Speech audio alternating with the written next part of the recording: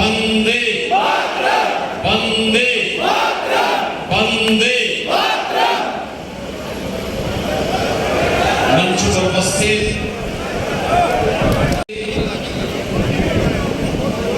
पूर्व सांसद और अपने इनोवेशन के लिए, दृढ़ इच्छा शक्ति के लिए देश के अंदर जिन्होंने अपनी अलग पहचान बनाई है और संसद में हम दोनों कई बार साथ साथ सांसद के रूप में भी काम किए हैं, ऐसे श्री नवीन जिंदल जी, हरियाणा सरकार के मंत्री माननीय श्री सुभाष सुधा जी,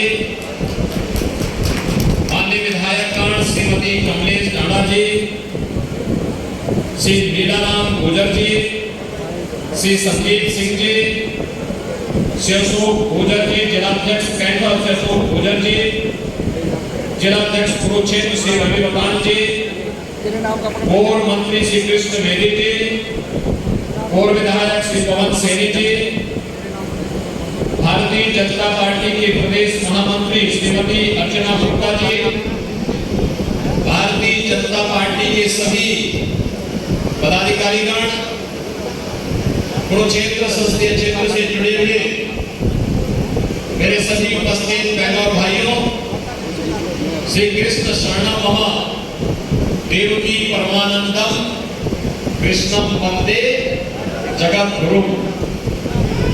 बहनों और भाइयों, इस पावन धरा की महिमा मैं कैसे गाऊं? आज से नहीं, विगत 5000 वर्षों से जिस धरा ने असत्य पर सत्य की, अन्याय पर न्याय की, अधर्म पर धर्म की जीत का संदेश दिया हो, उसी संदेश का अग्रिम सूचना देने के लिए मैं आज नवीन जिंदल जी के समर्थन में रैली करने के लिए कुरुक्षेत्र में आया।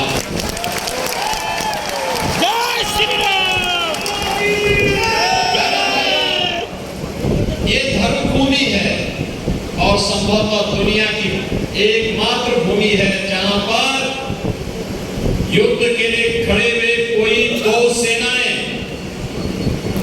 युद्ध भूमि को धर्म क्षेत्र के रूप में संबोधित करती हो। ये केवल भारत में ही हो सकता है और भारत में ही केवल कुरुक्षेत्र में ही हो सकता है। और धर्म के लिए लड़ा गया था, न्याय के लिए लड़ा गया था, सत्य के लिए लड़ा गया था और 4 जून को भी जो परिणाम आने वाला है वह सत्यमेव जयते ही का संदेश देने के लिए मेरे महत्वपूर्ण है यहाँ पर आना। और 500 वर्षों का अंतर हमने वहां समाप्त किया है, तो यहाँ से लीलाधारी भगवान श्री कृष्ण का जो उपदेश उन्होंने आज से 5000 वर्ष पहले भूमि पर दिया था, इस धरा पर दिया था, उनकी इस पावन धरा का संदेश लेकर के मैं मथुरा जाता हूं और बोलूंगा कि काशी और अयोध्या की बारी पूरी हुई, अब मथुरा की बारी है। मथुरा की तरफ प्रयास कर रहे हैं, उधर प्रस्थान कर रहे हैं और उसकी शुरुआत कुरुक्षेत्र से हुई। भाइयों, आपने देखा होगा, मैं सबसे पहले तो आपको इस बात के लिए अभिनंदन करूंगा कि आप सब धन्य हैं, इस पावन धर्म क्षेत्र में जन्म लेने और सेवा का एक अवसर आपको प्राप्त हुआ है। ब्रह्म सरोवर में कौन ऐसा भारतीय होगा जो आकर के यहाँ पर स्नान करके और पूर्णिमा के अवसर पर यहाँ के पुण्य से वंचित होना चाहेगा?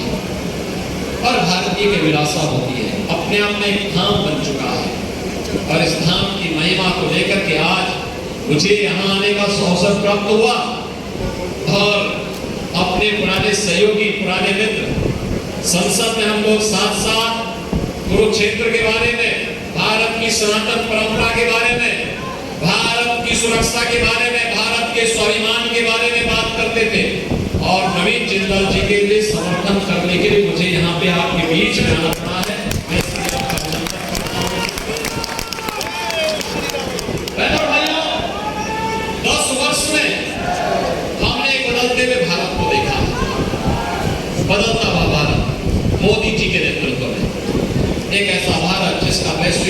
का सम्मान बढ़ा है। इस सम्मान केवल मोदी जी का नहीं है, 140 करोड़ भारतीयों का सम्मान है। सीमाएं सुरक्षित भी हैं। अब कोई दुश्मन हमारी सीमाओं में घुसपैठ नहीं। और ऐसा क्षेत्र था जो सुरक्षित रहा हो। विस्फोट होते थे, निर्दोष लोग मारे जाते थे। सुबह की शुरुआत होती थी एक घोटाले से और सायंकाल होते होते हमें आतंक की किसी बड़ी वारदात की खबर हमारे सामने आती थी। हर व्यक्ति चिंतित रहता था, पता नहीं अब कौन इसकी चपेट में आ जाए। हम जब भी बात करते थे कि आतंकवाद का मुकाबला हो, तो तब सरकारें कहती थी कि आतंकवादी को सीमा पार के। और बहनों और भाइयों, यही परिवर्तन होता है। आज कितना परिवर्तन हुआ है। अब पटाखा भी जोर से पड़ जाए ना, तो पाकिस्तान पहले सफाई देता कि मेरा हाथ नहीं है। तो उसे मालूम है ये नया भारत है, छेड़ता नहीं है, लेकिन अगर कोई छेड़ता है तो उसको छोड़ता भी। एयर स्ट्राइक और सर्जिकल स्ट्राइक के माध्यम से भारत ने अपनी ताकत का एहसास विश्व समुदाय को कराया है कि देखो, हम शांति और सौहार्द के पक्षधर हैं। लेकिन शांति केवल बोलने से नहीं आती है, वह तो अपनी ताकत से हासिल की जाती है। और भारत आज मोदी जी के नेतृत्व में इस शांति और सुखपूर्ण माहौल को 140 करोड़ भारतीयों को एहसास करा रहा है। ये नया भारत है। यहाँ विकास भी है, बड़े बड़े विकास के कार्य, हाईवे बन रहे, वर्ल्ड क्लास हाईवे, रेलवे के अच्छे कार्य किए हैं, एक्सप्रेस हाईवे बन रहे हैं। और यही नहीं, सुंदरीकरण के कार्यक्रम किस रूप में आगे बढ़ रहे हैं, किसी से छुपा हुआ नहीं है। IIT बन रहे हैं, IIM बन रहे हैं, वर्ल्ड क्लास यूनिवर्सिटी बन रही है, एम्स बन रहे हैं, IIT, NIT, ये सभी आज के नए भारत की पहचान बन रहे हैं। तो जीवन के लिए अगर ऑक्सीजन आवश्यक है, तो उसके बाद आवश्यक है शुद्ध पेयजल।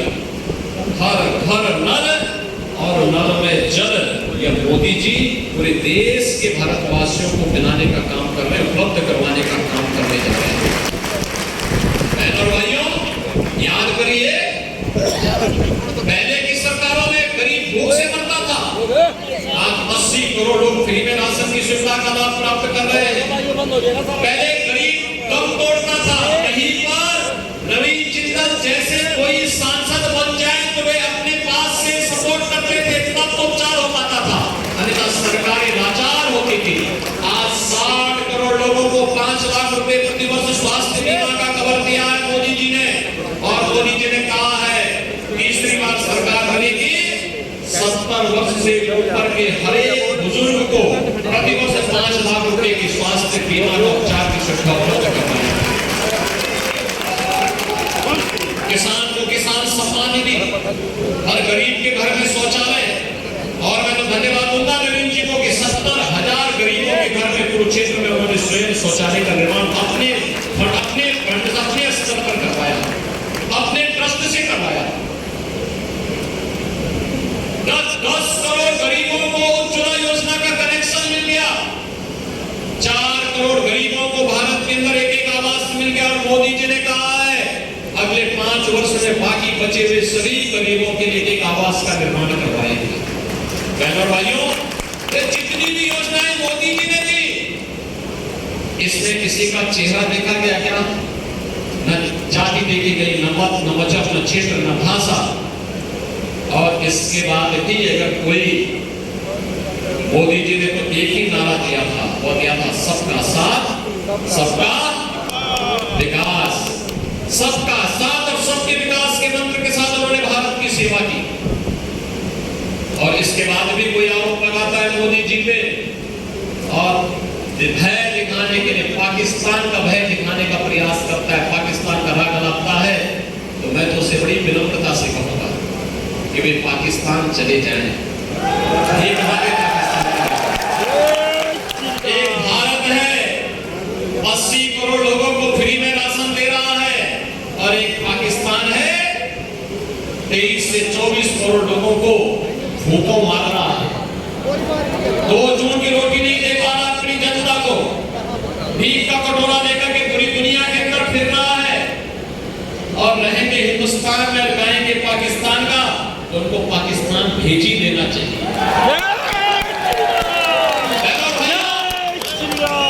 इन सबके साथ अगर आज आपको कुछ देखना है तो आजाद भारत में पहली सरकार है जिस सरकार ने आपकी आस्था को सम्मान दिया है।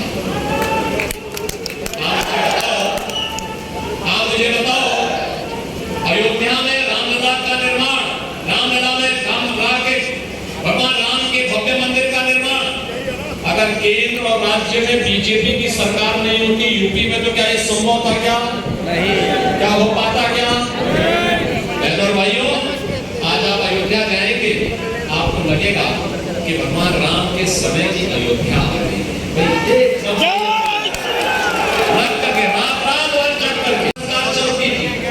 उनकी हुकूमत चलती थी। आज हमने उन सभी माफिया और अपराधियों को जहन्नुम में पहुंचा दिया। सबके नाम सत्य है हो गया।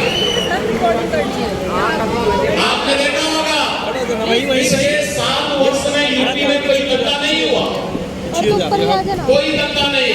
और मैंने कहा है कि बेटी और व्यापारी की सुरक्षा के लिए जो खतरा बनेगा उसके लिए जेल नहीं जहन्नुम है। उत्तर प्रदेश में तेजी के साथ विकास हुआ, 25 करोड़ जनता सुरक्षित है, पर्व और त्योहार शांतिपूर्ण तरीके से मनाए जाते हैं। देखो आज यूपी में 14 सीटों में चुनाव हो रहा है, मुझे मालूम है 14 की 14 हमारे पास आनी है, हरियाणा में 50। क्योंकि जनता जब साथ में खड़ी है, जनता का आशीर्वाद साथ में है, तो काहे की चिंता करनी है? प्रभु की कृपा है, मोदी जी का नाम है, और बाकी जमीन पे हम लोग काम कर रहे हैं। और बहनों भाइयों, परिणाम जनता जनार्दन दे रही है। और मैं इसीलिए आज आपके पास आया, ये तो बेहतरीन वातावरण वहां पे बना है, इसीलिए अपने मित्र नवीन चिंतन के लिए आया हूं, विशेष रूप से क्योंकि संसद में जय श्री राम,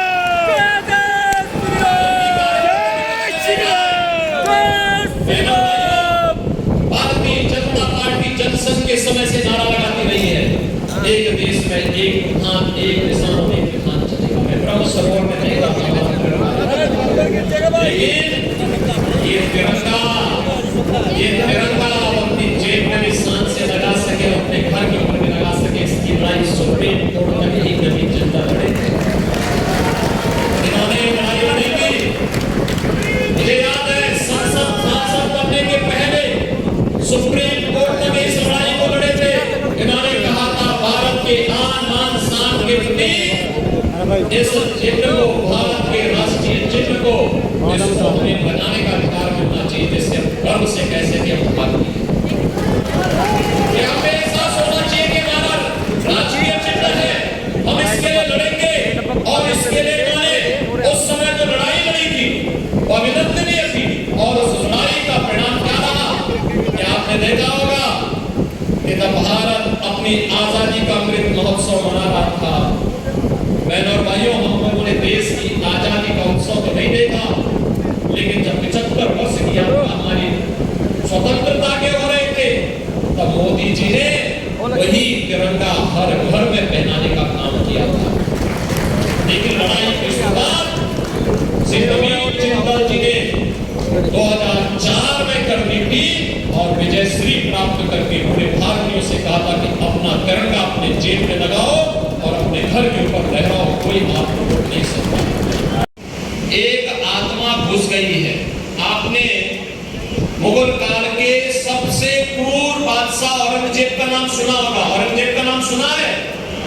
कोई मुसलमान भी अपने पुत्र का नाम औरंगजेब नहीं रखता, क्योंकि औरंगजेब ने सबसे पहले अपने भाई की हत्या की और फिर अपने बाप को जेल के अंदर डाल करके पानी के लिए तरसाया था। एक बूंद पानी के लिए नहीं, एक उसको मटकी में पानी मिलता था, छोटी सी मटकी में पानी मिलता था सांझा, और उसको 24 घंटे उसी मटकी के पानी से काम चलाना होता था।